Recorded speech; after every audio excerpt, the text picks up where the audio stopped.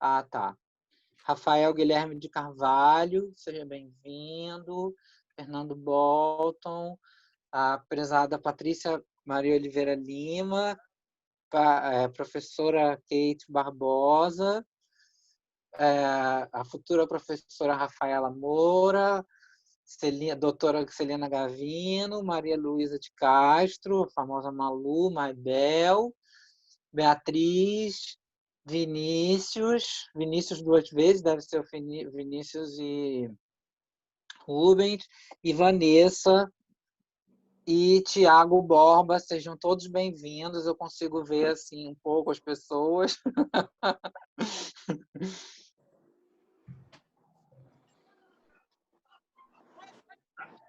Estão me ouvindo? Sim, sim, estamos te ouvindo. Então, ó, são 8 horas agora. Só para explicar para vocês, eu primeiro pedir desculpa aí pela confusão. Pelo Facebook eu não sabia mexer, mas agora pelo Zoom, pelo menos, a gente consegue organizar melhor. Eu botei um platô ali atrás. Ô, Tiago, se você puder, manda para a Cristiane o link, Tiago, que eu mandei lá no... Eu mandei no coisa e ela não conseguiu. Eu vou botar no nosso chat aqui, peraí. Eu tenho aqui, eu mando, eu tive que Ah, sair do celular aqui também para mim, então já encaminho para ela, pode ficar tranquilo.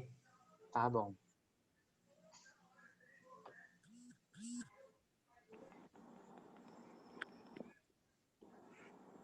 E eu botei ali um cartazinho, né, do lançamento, meio improvisado. Eu tô com os livros aqui, tá? Tô com os 2 livros do sorteio aqui, nem tirei ainda do plástico bolha, tá?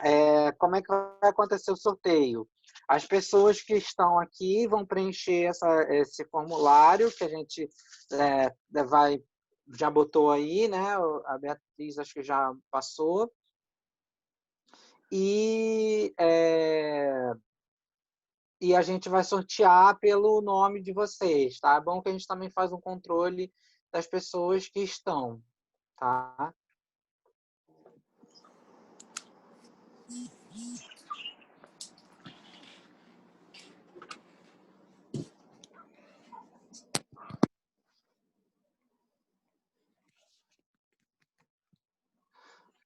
Então, obrigado, Malu. A Malu falou que a gente pode colocar para entrar sem pedir permissão, sem precisar ficar tendo que autorizar todo mundo na sala. Não sei Eu se... acho um pouco complicado, Gustavo. Isso, é mais complicado. Vamos vendo. Eu orientei a professora Kate.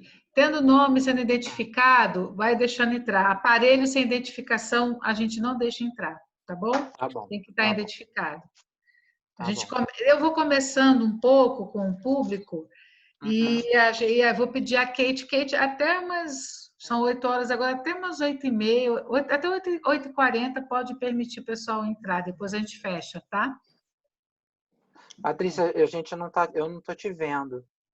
Eu sei, eu fechei aqui, eu já vou abrir, só um momento. Vamos começar. Vamos lá. Boa noite a todas e todos. É com muita alegria e aprendendo a lidar com esse mundo digital e com a conjuntura que nós atravessamos aqui, né, da pandemia. E a gente está fazendo o lançamento de um livro muito, muito bom. De um livro que eu conheço antes dele ser escrito, porque eu conheci o pesquisador, né?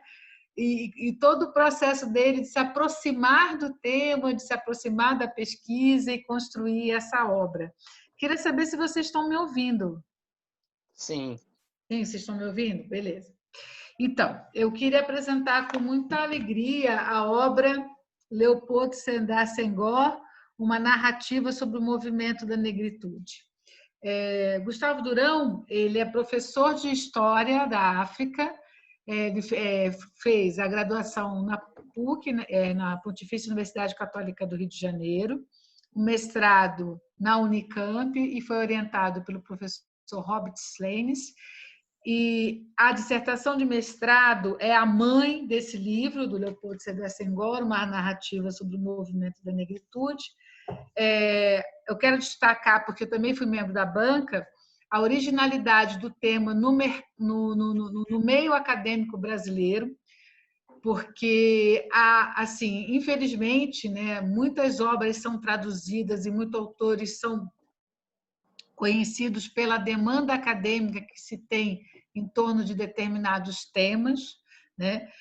Nós aqui nos estudos africanos no Brasil estamos avançando em muitos caminhos, conhecendo muitas realidades, especialmente dos países africanos de língua oficial portuguesa, mas para outros espaços africanos temos ainda uma grande carência de pesquisa e de uma formação que motive os pesquisadores a olharem para outras experiências que não têm um vínculo direto com a história brasileira, né? Então, eu quero louvar aqui o trabalho do Gustavo, que foi, à época, né, o primeiro trabalho que eu conheci em história defendido sobre a trajetória de Leopoldo Sédar Senghor e o movimento Negritude. Sei que tem que ter falado. Vou pedir a todos que desliguem o microfone, por favor.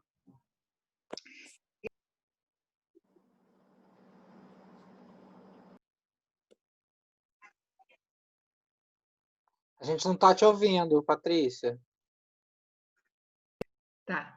Eu sei que tem vários estudos sobre o Senghor na literatura, também alguns estudos na filosofia e também nas relações internacionais, mas na área de história, os historiadores brasileiros não se aventuravam a trabalhar nessa pesquisa da negritude e na pesquisa do Senghor.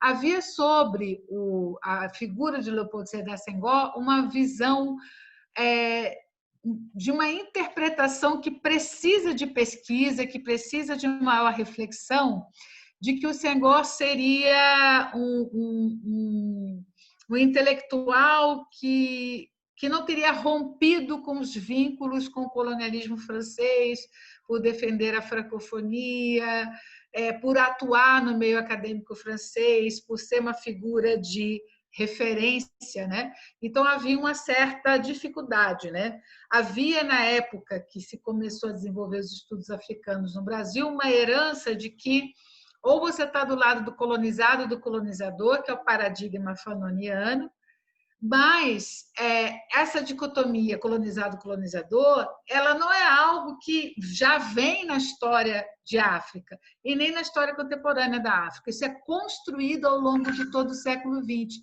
E Leopoldo Sédar Senghor foi uma pessoa que ajudou a ter muita clareza e foi um dos maiores críticos do assimilacionismo francês.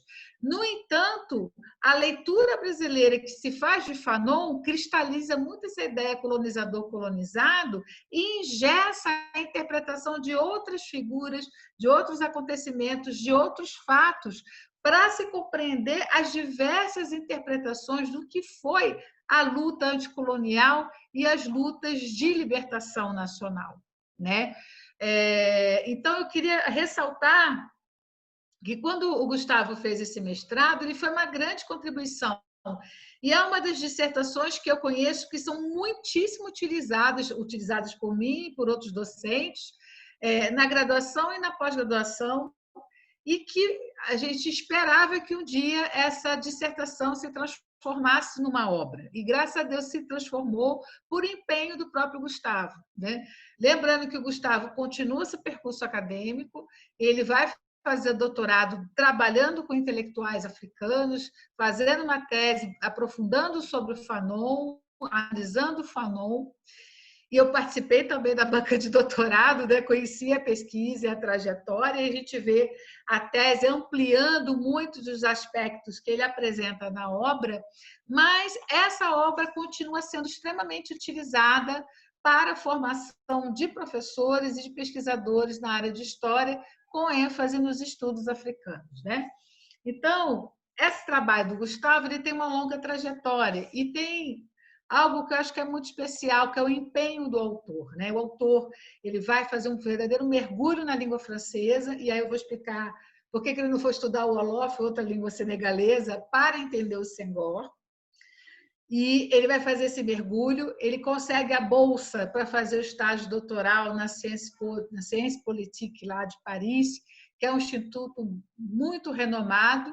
Ele teve a orientação do Kwesi Pra, que é um grande intelectual africano que era e foi o melhor interlocutor que o Gustavo encontrou naquele contexto de pesquisa para poder realizar a investigação dele.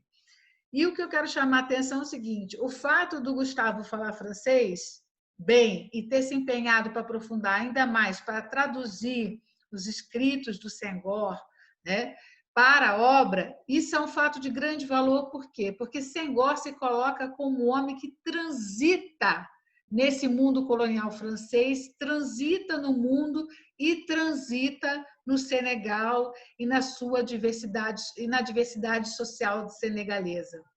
Leopoldo Senghor, a gente poderia comparar Leopoldo Sédar Senghor um pouco com a figura de Chinua Achebe, que é um dos maiores escritores da história da Nigéria.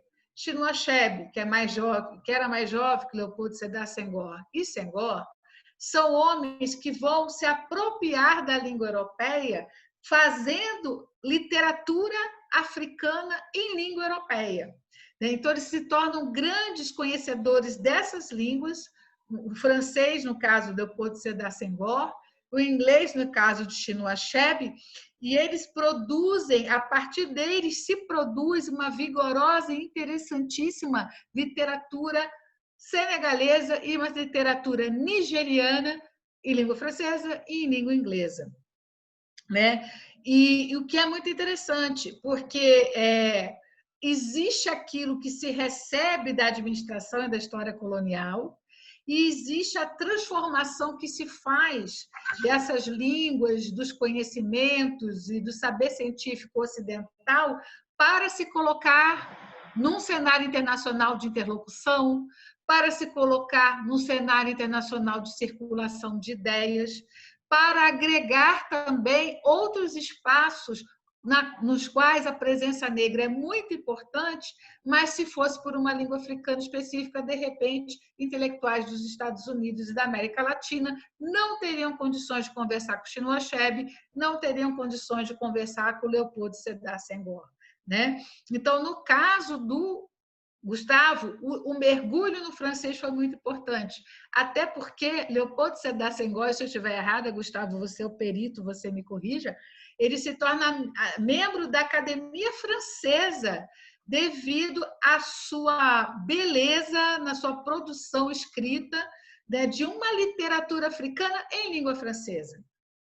E tem um fato que é muito interessante, é que Senghor se coloca como um intelectual que circula nos mundos, né? No fim da Segunda Guerra Mundial, eu soube essa história, né? E essa história me tocou bastante.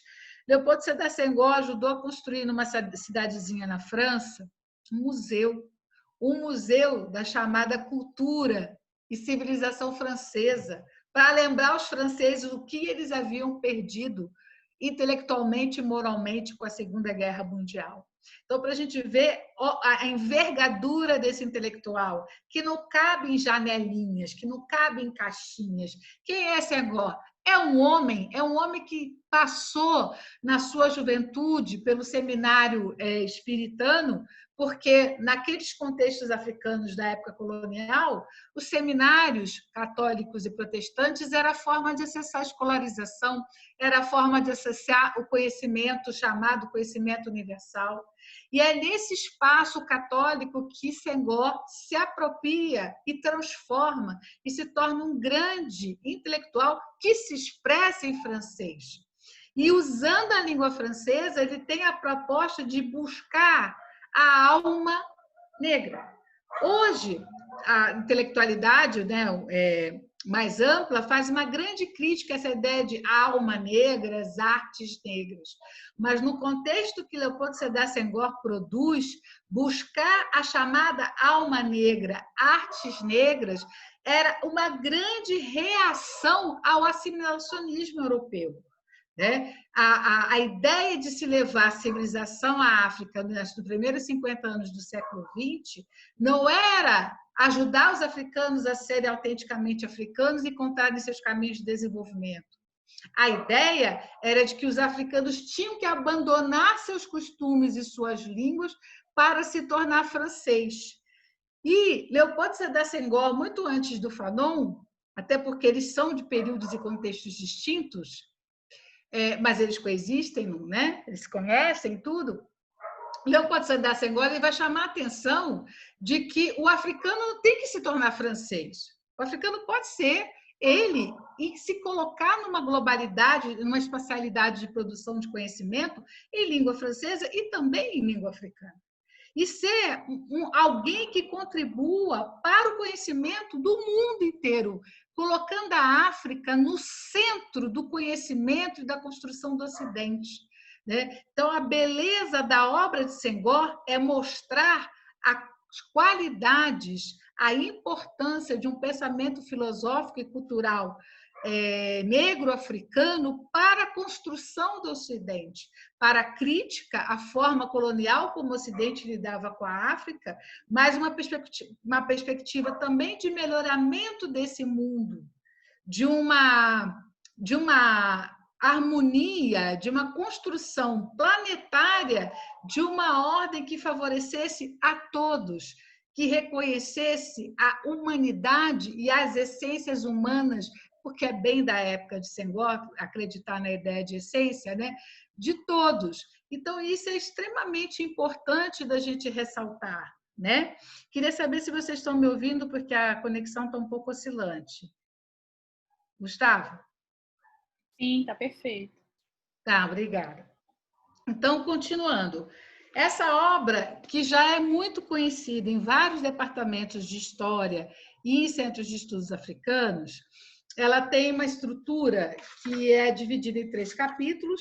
No primeiro capítulo, o Gustavo trabalha justamente o que a gente chama, né, da redescoberta da África pela intelectualidade dos Estados Unidos e da Europa, dando ênfase, né, à obra do Du Bois e dando ênfase ao movimento do Renascimento do Harlem, né, que é muito importante, e é um texto em português rico para a gente poder trabalhar no ensino superior e para a pesquisa a respeito dessa busca que eu chamo no prefácio do livro, do negro como um ser universal, né, da experiência social, cultural e espiritual de ser negro como uma grande possibilidade de melhoramento do Ocidente, de superação de divergências, da construção de um Ocidente diverso e rico, que não quisesse submeter a África, mas que aprendesse com a África e pudesse se deixar desenvolver junto com a África. Então, olha a envergadura desse intelectual com o qual a gente conversa, né? O segundo capítulo, e esse capítulo é excelente, eu uso ele sempre. O segundo capítulo da obra, ele traça a trajetória do Senghor em diálogo. Vocês estão me ouvindo? Alô? Oi? Sim, Patrícia. Tá, é porque está dando uns sinais esquisitos aqui. Então, assim, o segundo capítulo, ele apresenta nessa obra o Senghor em diálogo com outros intelectuais negro-africanos que buscavam trazer a valorização da chamada alma negra, ou seja, de que há uma inventividade negra, há uma humanidade negra que faz parte dessa grande humanidade e que não precisa ser subalternizada, menosprezada, sofrer racismo, mas que, muito pelo contrário, que pode transformar as artes, a literatura, a diplomacia, a política, né? Ajudar a construir uma geopolítica de diversidade e de riqueza muito grande.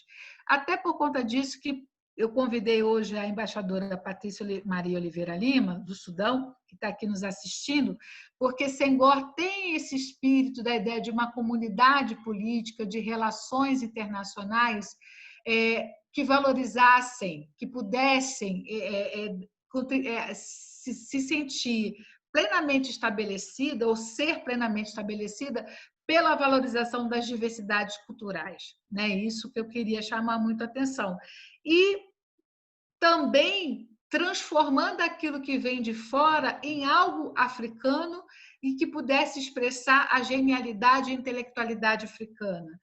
E é isso que o Senghor faz com a língua francesa, né?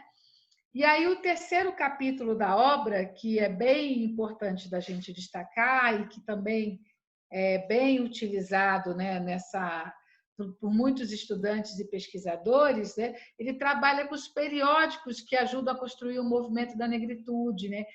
Por exemplo, a Revista do Mundo Negro, o Estudante Negro, a Légitime Défense, né? E ele fala também desse encontro dessa intelectualidade negro-africana e como essa intelectualidade negro-africana olha o mundo, né? Então, assim, essa obra ela é um tesouro. Na área de história, nesse momento, em português no Brasil, é uma obra única.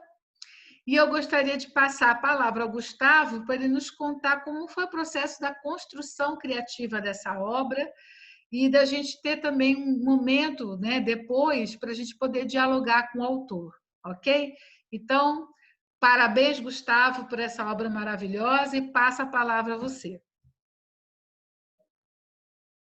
Obrigado, Patrícia. Gostei bastante da sua apresentação, dos pontos que você ressaltou.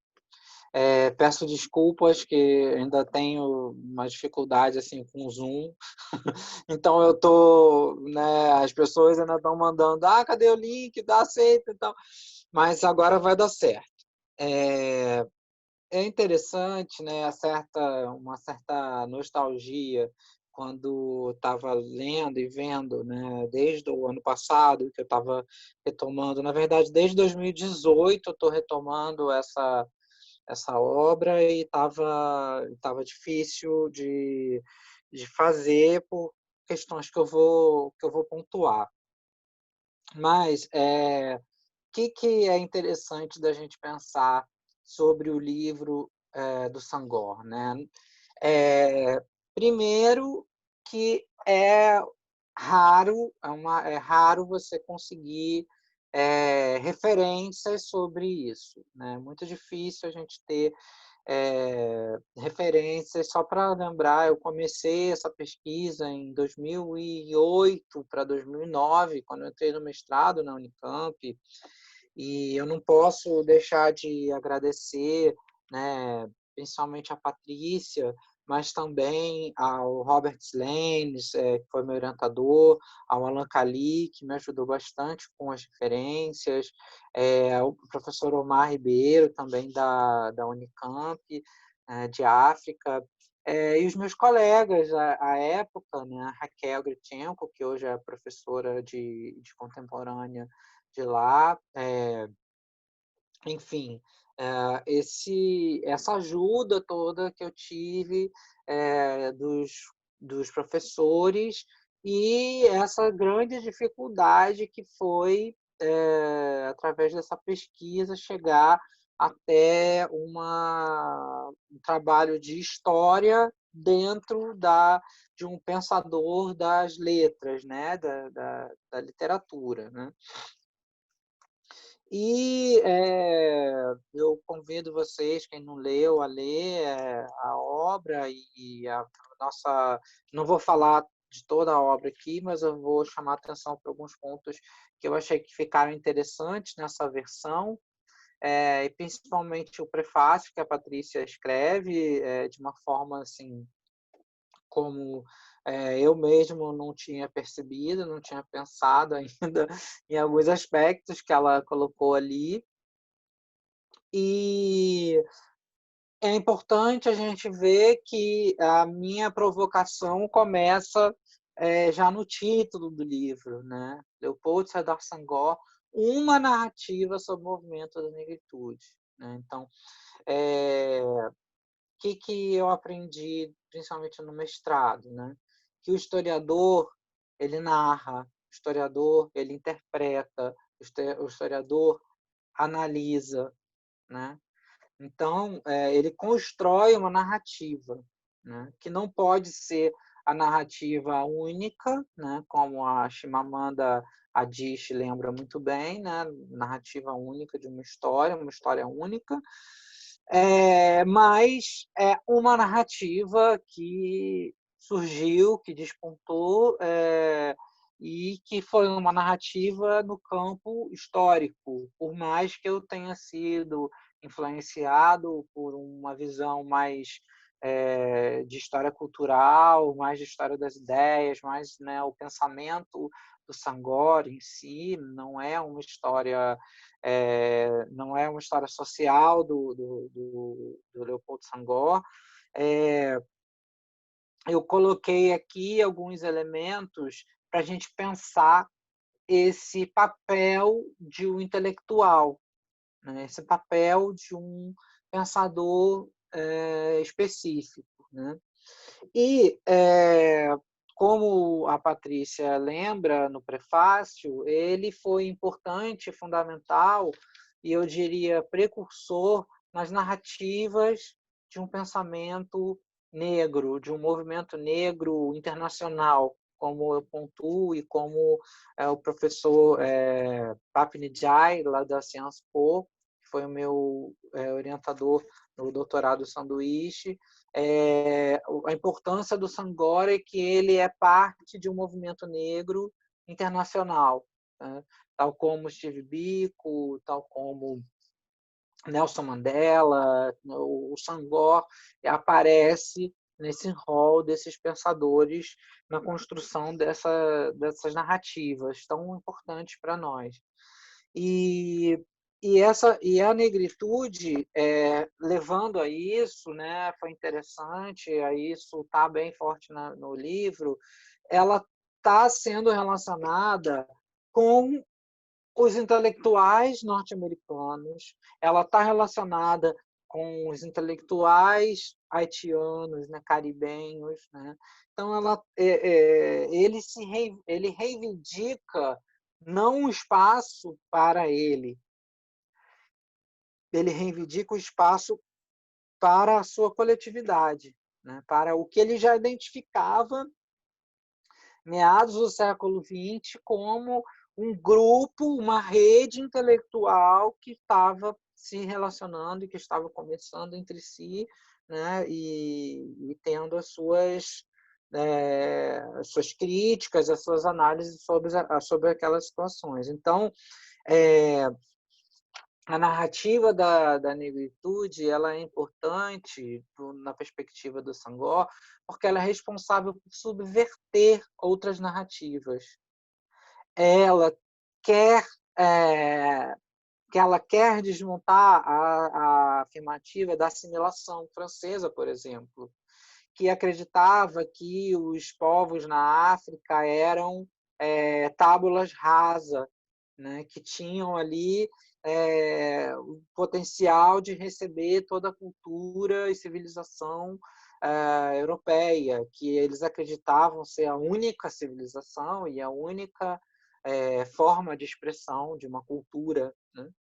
Então, a narrativa da negritude, pelo Senghor, quer trazer um novo diálogo, quer trazer uma nova voz para esses pensadores negros, né? E a própria ideia de negritude, né, quando eu comecei a estudar, e nisso meu contato com a professora Patrícia foi primordial, porque já na graduação eu já comecei a querer ler as coisas na língua francesa, entender, porque no começo dos anos 2000 a gente tinha pouca coisa sobre a história da África, a gente não tinha a quantidade de materiais que a gente tem hoje, né? Então, foi muito interessante ver como o Senghor constrói essa rede de saberes. E já na introdução, eu coloco como, na minha concepção, um dos primeiros a debater com entre aspas, dito mundo ocidental branco, né? Então, foi uma das primeiras manifestações que ele, a intelectualidade do movimento negritude, o movimento da negritude, o movimento de negritude, estão trabalhando como uma forma de autoidentificação. Então, isso é que é interessante. Mesmo que as críticas venham depois, eu vou no final falar um pouquinho delas, foi interessante lembrar que esse livro é quase uma nova dissertação, porque eu já tinha uma visão um pouco mais aguçada do que era o Sangor, eu já tinha lido mais coisas, embora eu tenha lutado para não colocar tantas coisas novas das que eu tinha lido, mas eu li as partes, eu fiz uma análise do discurso dele através dos ensaios dele no livro Liberté 1, que é um dos primeiros livros, o primeiro livro, né, são 5 volumes, onde ele coloca, onde tem compilados artigos, ensaios, prefácios de 45 até 64. Então, vale dizer que essa obra ela está bem datada e ela vai da década de 20 até 45, porque eu não fui tão a fundo nesses textos mais recentes, né? Que é uma coisa que a gente até trabalha até trabalha quando a gente faz a pesquisa, né? Eu vi tal entrevista dele, tal, não sei o quê, mas era da época que ele estava trabalhando, era do momento que a gente está estudando. Então, é importante salientar que as pessoas falam, mas as críticas e o papel político.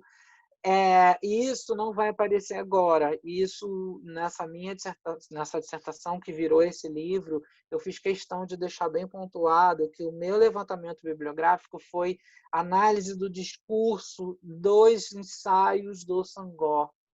E, claro, eu até falo isso na introdução, em determinado momento, o conceito negritude fica até mais evidente do que o próprio Sangor, porque esse conceito ele aparece diversas vezes na obra dele, e ele se reinventa, ele refaz esse conceito de tempos em tempos, né? Então, é impossível a gente entender o movimento da negritude, que eu vou falar daqui a pouquinho, sem falar desse conceito negritude e sem falar desse conceito de negro, que é um conceito imaginado e até numa releitura do livro a gente pode ver que a própria ideia de negro para ele era uma coisa idealizada, né? E ele estava num movimento de ambiguidade muito grande. Então, o negro, no caso, né, era um pertencimento, era uma etnia, era uma identidade, né? E aí eu queria só fazer um comentário assim para a gente refletir, né? Que foi no começo da minha pesquisa, eu vi, nossa, na França, na Alemanha, na Inglaterra, Portugal, na Espanha, tantas obras sobre o Sangor, tantas obras sobre o movimento da negritude. Nos Estados Unidos, o movimento negro devorou as obras do Sangor, do Césaire, né, para chegar até o Fanon. Então, eu via assim tantos ideais, assim, tantas publicações, e aí eu vou fazer até uma brincadeira com vocês, que eu estava lá fazendo a dissertação, eu falava, achei tal livro e tal, não sei o quê. Peraí, saiu esse aqui. Aí o Robert Lenz me mostrava, Gustavo, você viu que saiu, você viu esse livro aqui, do Sangor? Eu falei, Sangor e a literatura em francês. Ele falou, tá na Amazon, é só você pedir, ele chega. 3 meses depois eu estava lendo o livro que ele indicou. E então, assim, sempre tinha uma coisa nova sobre o Sangor. Era uma dissertação que não ia acabar se eu fosse toda hora ver as coisas que estavam saindo. Agora, recentemente, saiu um novo. Uma das mudanças que eu fiz para vocês, né? Tá, é só ler dissertação. Tá. Não, além de trazer uma linguagem mais acessível e enxugar, em certo sentido, os capítulos, eu coloquei algumas citações novas e coloquei algumas perspectivas mais inovadoras, né? Porque é uma obra que está sempre se renovando. A trajetória do Sangor ela está sempre em evidência. E isso é que é o meu questionamento que eu queria fazer hoje, por que ela está se refazendo tantas vezes, por que ela tem tantas narrativas e hoje, no Brasil, a gente tem tão poucas narrativas. Então, e quando eu comecei o estudo, eu via, né, obviamente, eu fui influenciado pela Lei 10.639, que era o estudo de história da África, né, ainda em vigor, obrigatoriedade do ensino de história da cultura afro-brasileira e africana, nas escolas, nas universidades, e um pouco material, eu também via uma maneira de contar a história do Sangor mais didática ou mais lúdica, né? Ainda uma ideia mais para frente de fazer um livro voltado nas crianças ou ao público juvenil, né? Então, a falta desse material didático, à época tinha um grande filme, uma animação que fez muito sucesso, o Quiricu e a Feiticeira, que era o desenho, né, que foi usado para ensinar a história da África nas escolas, né, que tem uma série de problemáticas ali nele, mas tinha muito a ver com a narrativa que eu via no Sangor, com a ideia de África que o Sangor usava, e essa representação. Então, era como se estudar o Sangor fosse ver as narrativas e as representações também de África, né? Então, como a gente pontua, né, como a professora pontuou, de que maneira o movimento literário filosófico da negritude é fundado pelo Leopoldo Senghor, pelo Aimé Césaire e pelo Léon Damas, em 1934, na França, vai fazer com que se comece um debate, uma análise desse momento de valorização do ser negro e de uma luta contra as desigualdades. Eu já estou terminando, só 5 minutinhos. Então, só para não deixar, né, muito no ar, o Senghor é um pensador senegalês.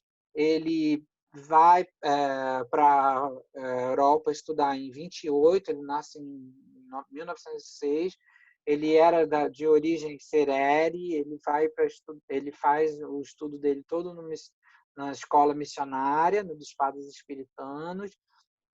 Ele vai em 28 para a França, ganha uma bolsa para estudar lá e se preparar para a agremiação que ele queria ter, que demorou algum tempo, e era a maneira dele se tornar cidadão. E ele consegue, foi um dos primeiros a se tornar agrégé em gramática. Ele fez um trabalho de curso sobre o exotismo em Baudelaire.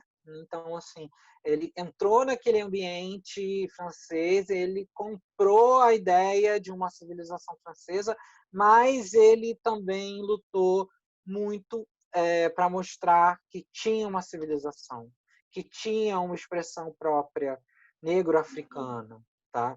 E aí, na antologia de 48, que ele faz, né, da antologia da nova poesia negro-africana em Malgache, ele vai fundar um outro conceito importante, que é o conceito de literatura negro-africana, que ele vai lutar em favor desse conceito. E esse conceito de literatura negro-africana, já me adiantando um pouco, nada mais é do que os estudos pós-coloniais, a teoria pós-colonial, a obra, né, ali recortada, vamos dizer assim, de um Sheikh Amadou Kane, né, na Aventura Ambígua, de um Amadou Kurumá, né, O Sol das Independências. Então, né, uma Lígia Cabreira também, né, dos Contos Negros de Cuba. Então, dessa galera que escreve em francês para valorizar o espaço de construção de uma identidade negra, né? Então, já caminhando para o fim, as temáticas que vocês vão encontrar aqui no livro sobre a educação colonial, sobre o processo de contestação da assimilação francesa pelo Senghor, sobre o surgimento dessa literatura específica, uma literatura de contestação através da poesia, através dos ensaios, através das artes, que para mim foi muito forte também na narrativa do Senghor, que hoje é o que a gente comumente chama, como eu já coloquei, de literatura negra africana, ou literatura pós-colonial, ou ligada a uma teoria pós-colonial, tal como pontua o Said no orientalismo. E eu queria só dizer que esse trabalho me deixa muito feliz, me deixa muito contente, eu fico muito alegre de ver um livro circular. Não é por mim, não é por nada, é só pelo Senghor e o movimento da negritude. É só por uma ideia de intelectual negro na sua identidade, na sua luta, né? E como eu me identifico nisso, pelo preconceito, pela exclusão sofrida, pela catarse das letras, né? A catarse também da escrita, né? E, enfim, e de uma certa maneira o pensamento do Senghor ele está muito pouco abordado ainda no Brasil. Eu gostaria de outras narrativas, eu gostaria de ver outras narrativas sobre o Senghor, mas, sobretudo, né, as críticas que ele vai sofrer depois são bem claras, né, quando ele fala que a alma é negra, uma razão helênica, ele passa uma vida inteira lutando contra essa frase, né, que ele falou em 39, num encontro, que aquela frase fazia todo sentido, ele estava ali numa luta contra aquele determinismo de que, né, o negro era o atrasado, era o primitivo. E, enfim, as críticas surgem em relação a isso, e a própria crítica ao movimento da negritude, porque, de alguma maneira, ele não se destacou da língua francesa, mas no Brasil, pelo menos para a minha trajetória, e eu vejo meus colegas que estão estudando essas temáticas da África contemporânea, da luta anticolonial, é impossível a gente não cair no Senghor, no Aimé Césaire, né, nos escritos deles, e penso que é uma grande conquista a gente entender essa atuação, né, do Senghor. Eu vou só ler, eu juro que a última coisa para terminar, aqui na página 25. Gustavo, tá tranquilo, lê com calma, porque hoje é a noite do Senghor, né? Uma noite bem especial. Ele merece. O Senghor parecia ser uma pessoa que falava bastante. Se ele fala igual o que ele escrevia, nossa, ele era um tagarela. Lê tranquilo. É que é uma das coisas que eu acrescentei, que eu gostei bastante, né? Que é chato a gente estar no texto e estar falando, não, tem que ler o Senghor, tem que estudar, até para criticar e tal. Então eu peguei o Nasruddin Mohammadi, que ele tem o livro, né, muito interessante, chamado Améthyste nommé Senghor, né, um mestiço chamado Senghor, que ele faz toda essa análise da filosofia da negritude pelo Senghor. Eu coloquei assim, né, o debate da negritude de Senghor não estará aqui encerrado, muito pelo contrário. Essa é uma pequena peça na enormidade de cartas, artigos, encontros diplomáticos e de acontecimentos que movimentaram a atuação intelectual de Senghor e dessa ampla movimentação artística e literária que foi a negritude. Mesmo que rejeitemos a imagem de Senghor e estejamos em desacordo com suas ideias, ele precisa ser lido. Ele cunhou sistemas de pensamento, incentivou a valorização de uma estética negra e, mesmo que seja visto muitas vezes como ultrapassado, o conceito negritude foi uma de suas maiores ferramentas intelectuais. Então, as críticas surgem contra o conceito e a sua utilização política, né, no caso do Senghor. Mas o Nasruddin Ali Mohammadi fala, né, não se pode de maneira nenhuma se reprimir, pois não significa que eu seja um senghoriano complacente. Eu gostaria de ser um senghoriano crítico, isso é, um comentarista, certamente benevolente, mas que nunca desiste de seu espírito crítico. Então, o maior ensino que o Senghor me passou foi fazer a sua crítica. E ele se reinventa, ele se critica, ele se transforma de acordo com o passar do tempo. E esse espírito crítico senghoriano tem tudo a ver com o espírito crítico do historiador, do pesquisador, do investigador. E espero que tenha ficado boa a minha apresentação e que vocês estejam com vontade de ler o livro.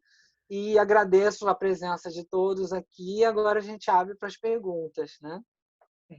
Gustavo, sinta-se aplaudido por todos nós e abraçado. Antes de passar para o debate, eu queria só ler o que o Gustavo coloca na abertura da obra. É uma frase maravilhosa do Senghor que resume tudo isso que a gente está falando aqui. É assim: é preciso quebrar essa velha ordem, essa ordem morta.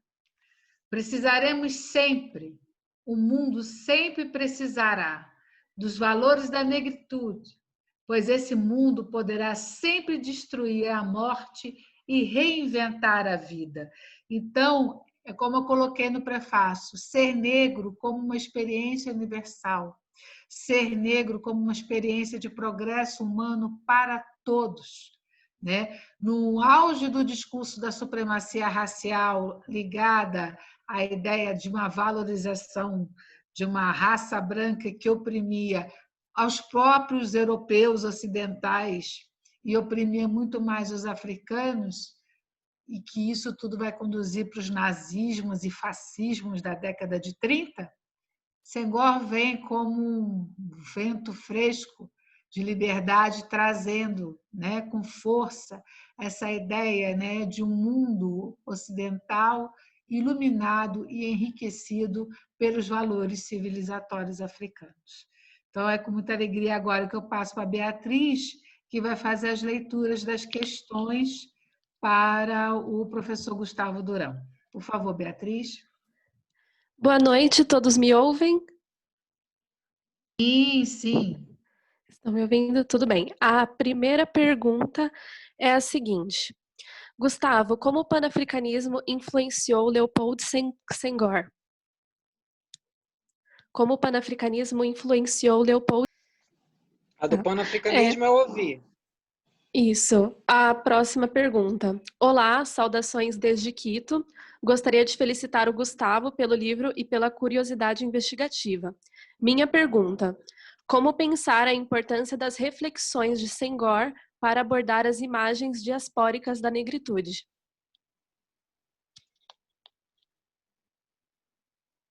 Muito bom. Já tem duas, né? Isso. A terceira, Eu não está aparecendo aqui. Ah, tá. Encontrei, desculpa. Professor Gustavo, parabéns pelo trabalho e pelo lançamento. Nas suas pesquisas, encontrou algum contato de Senghor com o Brasil? Quais outros países ele circulava? Quem foi que fez essa? A Priscila Marques. Priscila. Obrigado, Beatriz. Eu vou responder. Obrigado pelas perguntas, muito boas. A primeira foi a da Patrícia, né? Isso. Pronto. Então, é muito interessante a gente ver, né, que, olha, para vocês verem como a história da África ela está se fazendo ainda. Há muito pouco tempo atrás, tá bom, já tem mais tempo. Há uns 10 anos, vamos lá, eu fui num evento e o tema era o panafricanismo. Falaram do Krumah, falaram do Du Bois, falaram de todo mundo, sabe? Falaram assim da mãe do Du Bois que participou e foi ó. E eu levantei o dedo e falei, mas e o Senghor nessa perspectiva? Não, Senghor não tem nada a ver. Panafricanismo é inglês. Aí eu falei, não, peraí, tem uma vertente panafricanista francesa, né? Senghor, o Césaire, o próprio Fanon, né? Então, assim, Fanon não escreveu em inglês, né? Ele foi traduzido, mas ele escreveu em francês. Então, na perspectiva, nas minhas análises aqui, né, o panafricanismo ele vai aparecer na continuação do livro, né, que vai sair agora em breve, que é a minha tese de doutorado, mas ele constrói ideologicamente esse panafricanismo. Né? Então, a gente vê nos livros didáticos que estão sendo produzidos hoje na França sobre África, colocam lá Movimento da Negritude no Quartier Latin em 1934, surgimento do panafricanismo de expressão francesa. Né? Então, assim, o panafricanismo vindo de o movimento da negritude sendo um viés desse panafricanismo, né? Sendo um viés de língua de expressão francesa, que influenciou, vejam vocês, Antilhas, né? Influenciou a própria ideia hoje de creolidade, ela surge influenciada pela negritude do Senghor e do Césaire. Né? Então, é interessante a gente pensar que já se insere aí nesse que é o movimento da negritude é sim uma parte desse panafricanismo. Aí a pergunta da minha querida amiga Malu, que fala lá de Quito, professora lá no Equador, doutora, enfim. Obrigado pela sua pergunta. Eu acredito que o Senghor tem influenciado, sim, esse pensamento diaspórico, tanto que não está tanto interessante, né? No livro uma das coisas que me causou muito estranhamento, o Paul Gilroy, no Atlântico Negro, fala muito do Du Bois, muito, trabalha demais, mas ele não trabalha a visão do Du Bois para esses intelectuais diaspóricos. Né? Então, assim, o Du Bois foi muito importante para o Senghor. E aí, então, eu acredito que essa rede de intelectuais ela vai se influenciando passo a passo. Né? Não tenho tantas leituras, tanta abertura quanto isso, mas eu acredito que a própria Chimamanda Adichie leu, né, das bases da poesia do Senghor, mesmo, né, não sendo a língua dela. Então, assim, na África, o pensamento do Senghor circula, né? Então, para essa intelectualidade. E é interessante a gente ver da questão da representatividade. A representatividade do Senghor, sendo um pensador negro, foi muito importante. Ele abriu os caminhos para esse diálogo afrodiaspórico.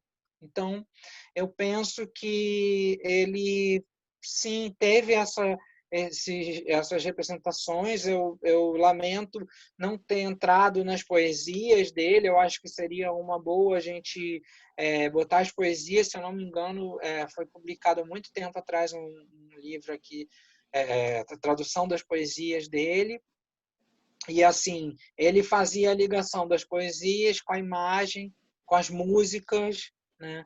Ele tinha essa ideia da música cantada. Tem um CD, posso passar depois a referência, era um livro que vinha com CD, chamado Sangor e la Musique. Aí você ia ouvindo as poesias e atrás as músicas. Aí quando você via, estava lá, música do grupo étnico tal, no sul de não sei aonde, tal, em 2002. Eu falei, caramba! Então, assim, né, claro que eles fizeram ali uma montagem mais para dar uma representatividade às poesias, né? Mas eu acho interessante a gente pensar que essa ideia de arte, uma ideia de cultura e política, para a gente é dividida. Mas para o pensamento senegalês, né, e o Senghor, ele faz muito isso. É tudo muito misturado, né? E aí vai para a terceira pergunta da Priscila. Agradeço a sua pergunta, Priscila. E realmente é uma das coisas que eu tinha até anotado aqui para falar. Ele vem aqui no Brasil em 64. Né? O Senghor vem aqui, conversa, vai a Salvador, publica coisas pelo Centro de Estudos Africanos. Então, assim, né, ele vem elogiar a cultura brasileira, né, a nossa convivência com as diversidades e tal.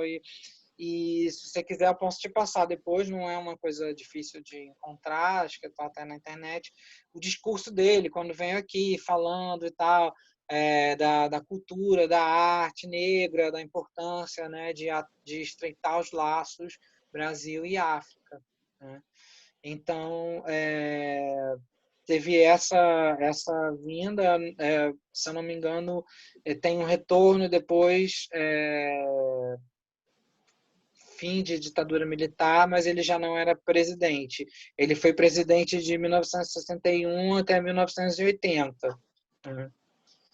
E, bom, espero ter respondido. Se alguém souber outras coisas, eu também não sou o dono da verdade. Também estou aprendendo sempre.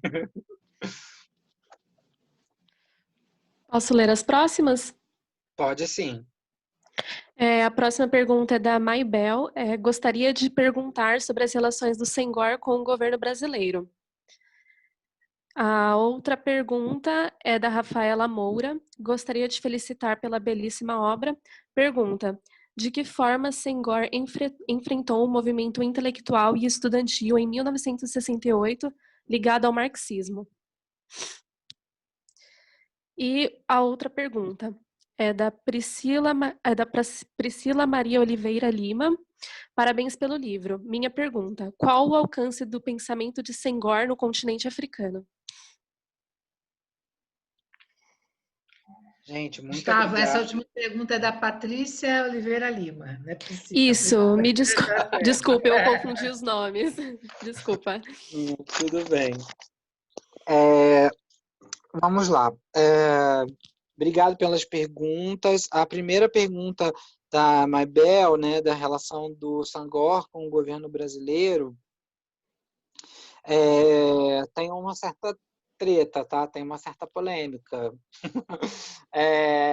O Abdias do Nascimento, fugindo do Brasil, né, para tentar se exilar, tenta ir para o Senegal e não consegue.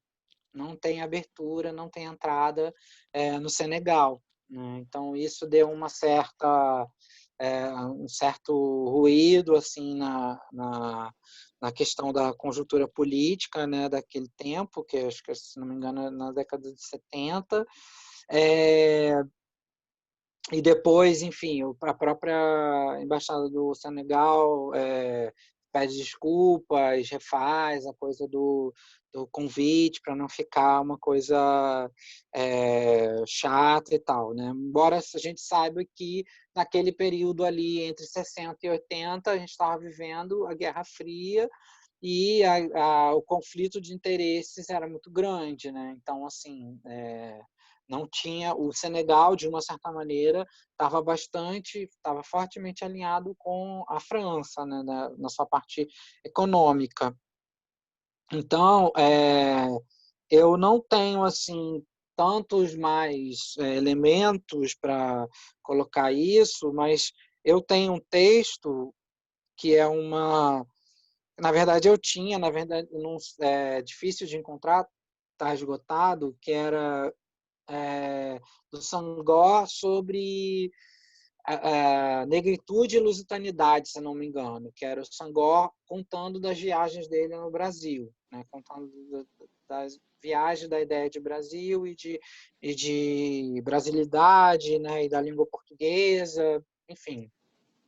Então, exaltando ali muitas coisas nesse sentido.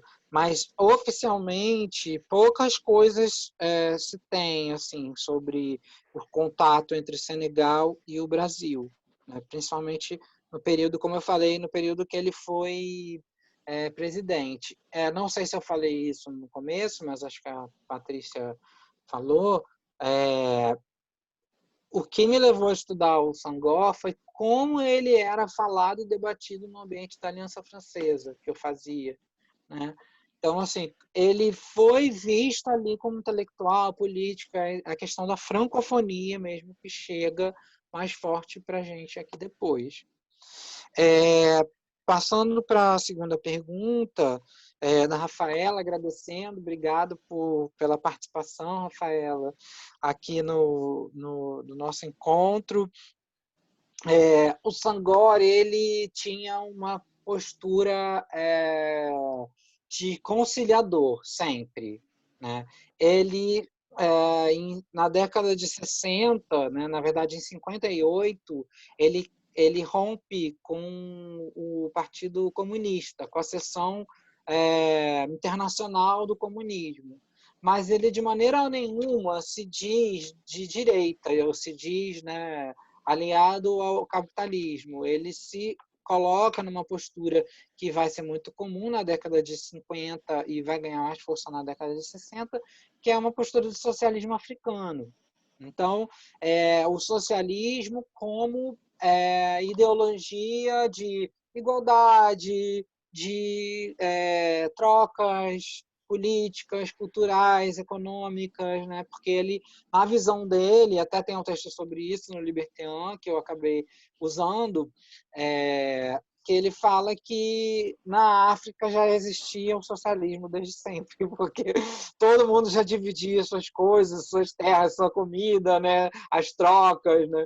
Claro que as suas devidas proporções, isso aí é mais uma representação de África do que, né, uma verdade absoluta, né, com uma narrativa que ele constitui, mas com certeza o Senghor, ele passou, como todo bom político, né, de uma parte contestatória e de revolução. Patrícia Maria Oliveira Lima, parabéns pelo livro. Minha pergunta: qual o alcance do pensamento de Senghor no continente africano?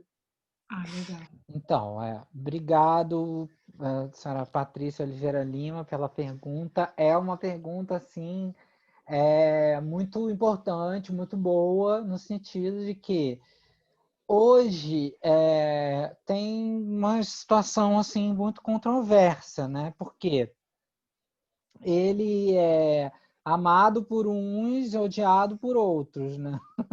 Então, assim, a juventude hoje, né, a juventude militante, política, tem ainda uma resistência em relação aos conceitos, ao seu diálogo, entendeu? O diálogo ele não conseguiu, de alguma maneira, se amoldar assim, com essas novas gerações, né? Então, tem uma dificuldade muito grande de compreensão do pensamento dele. Mas, por outro lado, a intelectualidade senegalesa acaba fazendo um papel de tradução do Senghor, né? tem esse autor que eu falei, Nasruddin, que está na minha introdução. Tem a própria Lilian Keslut, que me ensinou durante um tempo no Senegal, né? Deu aulas lá. Então, assim, tem ainda uma certa circulação do pensamento do Senghor, mas a ampla aceitação, não. Eu creio, né, que eu deveria ir ao Senegal e ir assim, né, nas cidades para tentar perguntar com as pessoas quem conhece, né. É uma coisa interessante que a minha pesquisa ela não foi tão uma imersão no Senegal. Eu deveria ter ido ao Senegal, mas assim, na França, qualquer pessoa que tiver, você perguntar, sabe quem é o Senghor? Aquele, o que foi aqui da Academia Francesa, o intelectual senegalês, conheço, todo mundo conhece, entendeu? Mas é uma questão hoje, é uma boa questão hoje para se perguntar. Como é que a gente vai, como é que é a recepção do Senghor hoje na África? Eu acredito, como eu falei, pelas minhas leituras, que ele foi mais lido pelos intelectuais, pelas pessoas, né, que já estão mais tempo e a juventude tem uma certa resistência, né? Justamente porque ele também é um pouco visto como alguém que assim, não teria rompido com os franceses, né? Havia aquela ideia de que a ruptura era algo necessário e o Senghor não vê nessa perspectiva, né? Então, isso gera uma tensão em que é difícil compreender.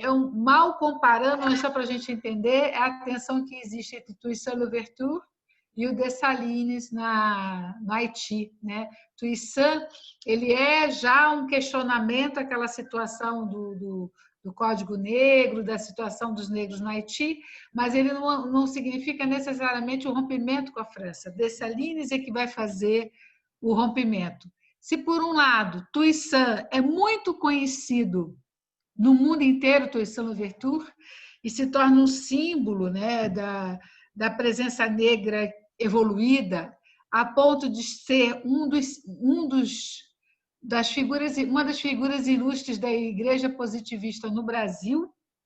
Por outro lado, para os haitianos, a lembrança de Dessalines é muito mais profunda, porque Dessalines é, de fato, a ruptura com a França, né?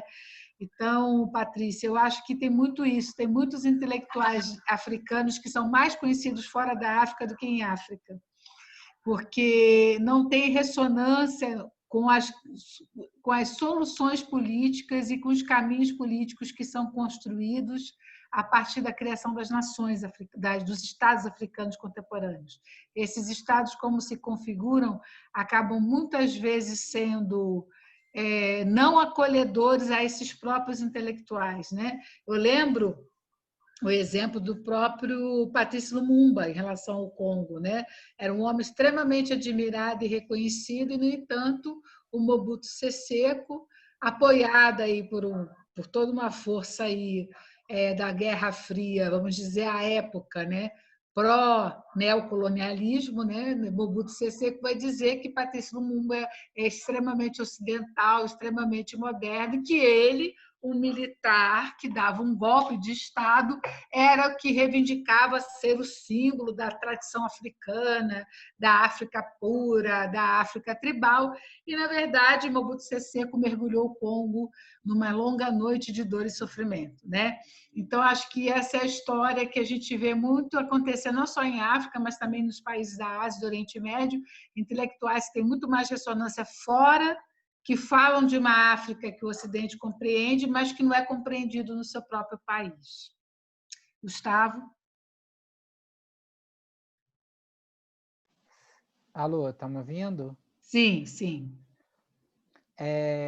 Gente, eu acho que era isso. Tem mais alguma pergunta? Tem algum... Não, Gustavo. Não, foram todas. Tá, quem foi que quem foi que ganhou o sorteio? Foi a Girlane, lá de Manaus. Quem mais? E o Nuno Falcão. E o Nuno Falcão.